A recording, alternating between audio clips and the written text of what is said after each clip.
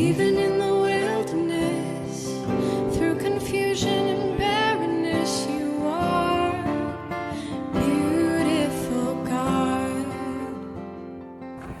Well, hey, Grace Commons, Ash here, coming to you from snowy Louisville today. Like all of you, I woke up to a plethora of snow in and around my house. And often I really don't appreciate the snow, but the Lord has just been using it to sort of show me this sweet lesson in conjunction with what we've been talking about in this wilderness series that we kicked off this past weekend, which is this. Usually my backyard is full of dead trees, dead grass, mud.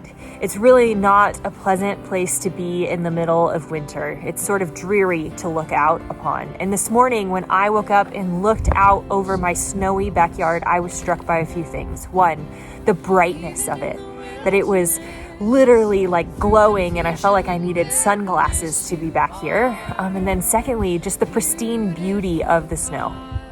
That God had done something profound and sort of miraculous in my backyard.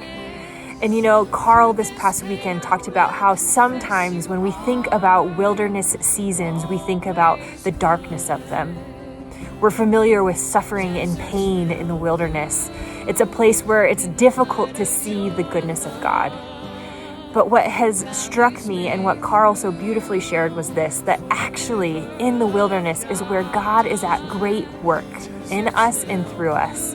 We see it in his time, in Jesus' time in the wilderness, that the Spirit led Jesus into the wilderness and that he did a great work in and through him. We see it in the story of Exodus and the people of Israel, that God provided for them in profound ways, whether that was a cloud by day and fire by night or manna, whatever it was, God was at work in his people through the wilderness.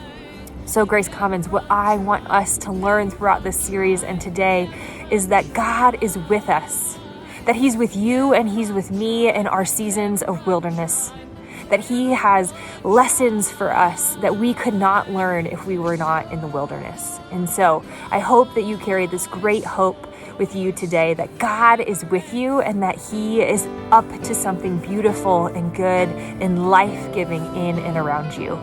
Have a great week, Grace Commons, and I can't wait to see you on Sunday.